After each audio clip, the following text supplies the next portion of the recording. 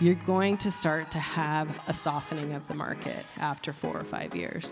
Pick the right partners, scale with them, because when this time comes for you, not all of you are going to make it.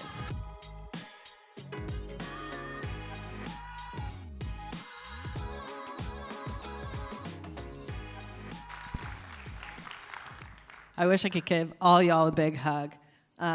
I love being back on the stage. Really appreciate the Revelry group for everything they're doing. And it's so great to see New York cannabis kind of now taking the main stage, where my state, California, helped to start this conversation. So as alluded, I originally started in the space in 2012. I had my own cultivation project, ganged up with a venture investor who had focused on biotech and pharmaceuticals, who got really bored in a room when they weren't talking about cannabinoids. So we early started focus on pharmacological. We have a teammate who has cancer, and initially our hope was to help find solutions for her. My dad passed away from cancer as well, so that was our impetus, and she's still alive and kicking, actually. So it's been a super impactful path for us. You won't see a lot of MSOs up here. We really wanted to focus on single state, in our market, folks that were in our communities, so that we could get to know them, trust that they were going to be compliant and hopefully eventually return capital to us. One of those projects, and early on we also really focused on the Sustainable Development Goals. So, I think that there have been great groups taking this forward, but we were looking at the SDGs. Every single Fortune 500 company measures themselves in part on the SDGs, and we feel like cannabis needs to do so as well. So we diligence deals with this in mind always. And then a project that was really close to all of our hearts, and many of these projects you invest early and they become a different thing years down the line. Sonoma Hills Farm is a project. It's the very first conditional use permit that was granted in true wine country. Napa still has not forwarded a cannabis program. So we got the first in Sonoma County, and it took us 2 years and 8 months exactly, whereas the county said it would take about 6 to 8 months to get that permit. So by the time the project landed in our laps, the folks that were around it had to move on to other things. They couldn't just sit around and wait for this license to land. COVID had occurred, and we were done deploying capital. So we took a big bear hug around this project. It's in Petaluma, so it's going to be the check boxes for us were: what is the soil composition? Is there water? Are there sprayed pesticides around it? Can we do this organically? Can we do it with an environment and a climate? It just snowed, is there going to be a good climate for doing this? And we wanted to do something that could engage consumers, where they can come and visit and experience this plant just as folks experience wine country. So it checked all those boxes, and it has an amazingly rich history. We're the fourth owners. The first was General Vallejo settled it, and then the Purvines, whose matriarch was named Mary Jane. We're on Purvine Road, named after Mary Jane Purvine, I like to say. And then the Collings, who bought it in the late 1800s and forwarded an organic chicken farm, chicken farming and ranchers and cows and obviously grapes composed the majority of the agriculture in this area. So what that means for us is we've got cows pooping on the land for over 100 years, built up an amazing soil content. It's sandy loam and limestone. And we have a story. This is a history that we're writing. And we want to make sure that we forward the history of the area into our program. So we have about 60 acres. We own 40. We own 2 parcels. We rent 20. And basically we have a separate parcel, which we call Sonoma Chills Farm, which was awarded an Airbnb allowance. And so we can blend in when it comes to tourism, right? We can't have consumers ticketed onto the cannabis farm, but we can onto the hemp farm. We don't do that yet, but hopefully we will at some point. And eventually we're going to have a mixed light indoor and outdoor, and we can dry farm there because the soil has a lot of good moisture. So as far as I'm aware, I believe we'll be the only campus in the world that has all of those expressions, which really you can only achieve in places like Petaluma. This is Tony. He's our mascot. He's named after Anthony Bourdain, who was the person that we most endeavored to come to this property. And Anthony died the week that we got Tony. So he will forever be our friend, not food. We have a vegetable program, a hemp program, animal program, and a cannabis program. And we work with tons of chefs in the area who, procure vegetables from us. And basically, cannabis is just like any other agriculture. That's our belief, and that's what we want to, expose to folks. Really interesting story. One guy came out from the finance space and was walking through the cornfields and said to us, "Oh my God, this is the cannabis." And, it was a little bit one of those, like, didn't want to laugh in his face, but a lot of people still don't know what this plant looks like, and so many folks in the industry, we have had folks come out for farm camp that work with companies, and usually about half of the people that are working in cannabis have actually never seen a plant in its native environment. These are some of the chefs we work with. So in terms of how we want to forward this program, we're going to be talking about pairing as opposed to infuse. So how do the terpenes and the profile of the plant sit alongside other materials on your plate, just as wine does? It also gives the chefs a really good opportunity to experiment with a new ingredient, because so many folks that are engaged in the food space really want to utilize this plant as a medium in their restaurants. As shared, we have an Airbnb awarded. These are some of the great press that we've gotten. So one of the things I wanted to talk about is relative to how we're building this and relative to how we want to look forward to partnerships.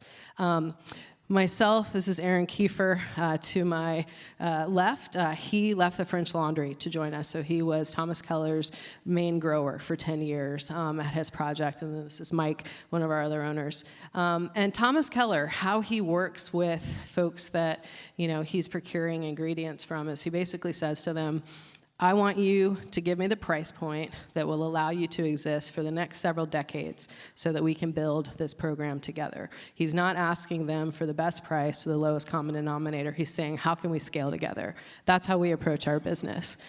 We are the very first CCOF OCal certified farm in the world as well. CCOF is a program that came about, OCal came about through the CCOF program in correspondence with the NPOP, the National Organic Program. So it is not true organic because of the scheduling, but at the time that descheduling happens, we will forever be the first organic cannabis farm in the world. We're also Sun and Earth certified. We really appreciate what Sun and Earth has done to Forrest, Dr. Bronner's group.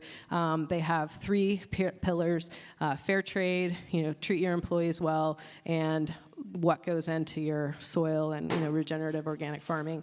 But what they've also done, which we felt was really important, and what the CCOF is going to start to do, is actually speaking to retailers, and saying, how are we going to impress upon consumers that this is differentiated? It's one thing to have the certification, but if you don't actually assist your clients, so to speak, with that conversation at the point of sale, it's moot, right? And lowest common denominator, if you're already doing the practices and the certifier isn't doing anything for you, why are you going to get certified? So these 2 groups have stepped up in that way, which is why we really feel their support and love to work with them. We've worked with a lot of companies over the years. Obviously, we have native, very long-term relationships with some of them, but as a part of trying to build this program, we are building a big story. And that story is going to approach varied demographics in a way that our brand, Sonoma Hills Farm, maybe can't. And we want to weave diverse size companies. It started with us by thinking about who needs full spectrum, materials that have more than just the cannabinoid content in them to inspire that product to be born and that product to be, told about in the retail environment. So we've worked with a lot of really small companies that I'm wearing, face oil from Green Bee. Every day I wear it. It really helps with, my skin. And they do very specific wellness products for women. Whereas, Select, Pax, Kiva, some of these bigger companies that are, in many states, they bring a scale appropriation. And specific to Select, who unfortunately is no longer in the state, they had traditionally done a lot with distillate, and they started to see the trend moving towards full spectrum. I think over 30% of products on the shelves in California now have live resin or live rosin or some sort of full spectrum ingredient inside of them as opposed to distillate. And that is an ever increasing, it's like spiking, whereas distillate is going down as an ingredient. And Select had always done distillate. So they launched a Farm Select program. We were the first farm that they worked with. It sold 4 times faster than any of their other products. This was about a year before they pulled out of California. We believe if they had stuck to that program, they probably would have had a better time in California. So why some of these companies haven't been able to make it? Essentially, there's a lot of operators in California. This was from 3 days ago, the DCC website. There's over 6,300 licensed parties. There's over 4,500 licensed cultivators. Now, over half of those have less than an acre, but a fair number of them have many hundreds of thousands of square feet, where they're doing stuff with more automation.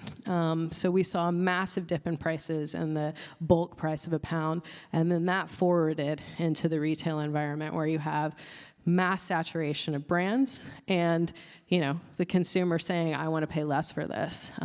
We saw obviously a very big spike at the beginning of COVID and then some compression. So now the prices are tighter. Most retailers are telling me where our average order size used to be $70, $80, now it's $50 to $60. So that trickle down really affects. And how you survive that, most of these companies that have left California were semi-vertically integrated, but actually they did not have an asset as far as a license. They were working with co-packers.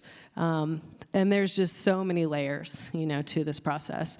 Cured flower, let's just say it's an average $400, the tolling fees and then into the end product, and then paying your distributor, and then you get to the retail, and you have no power in naming what your retail price is going to be. It is completely up to them. They may not even tell you. You just find out because you are shopping. That's how I find out. And it just doesn't give the brands a lot of power in the conversation. So how we gain that power is by working with a lot of other brands so that we can understand what their issues are and they can understand what ours are, and we can try and sort of penetrate that conversation together.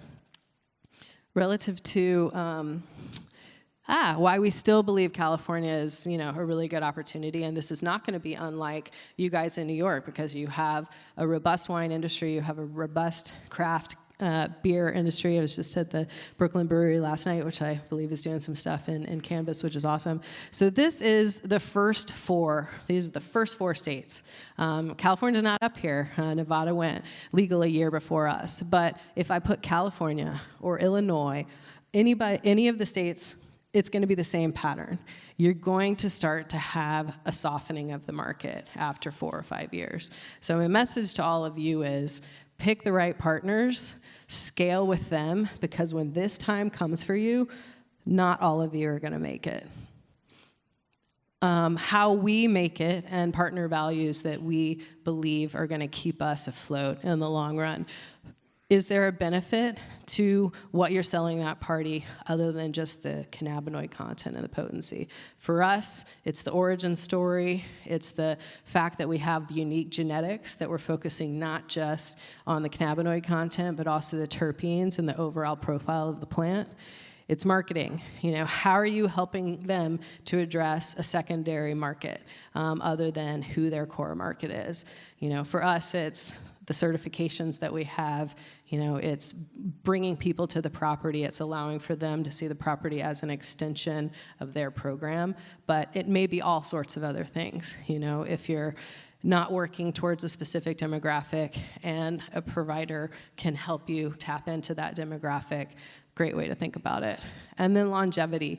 Don't just focus on that immediate transaction and getting the best freaking price that you can get for something. Because if that farmer can't sustain himself or herself, the next year and the year behind it, you're going to lose that partnership. So lowballing people just for sake of the market, I feel like is super bad business, and it doesn't create long-term stickiness with those companies. All right. Thanks, everybody. That's me.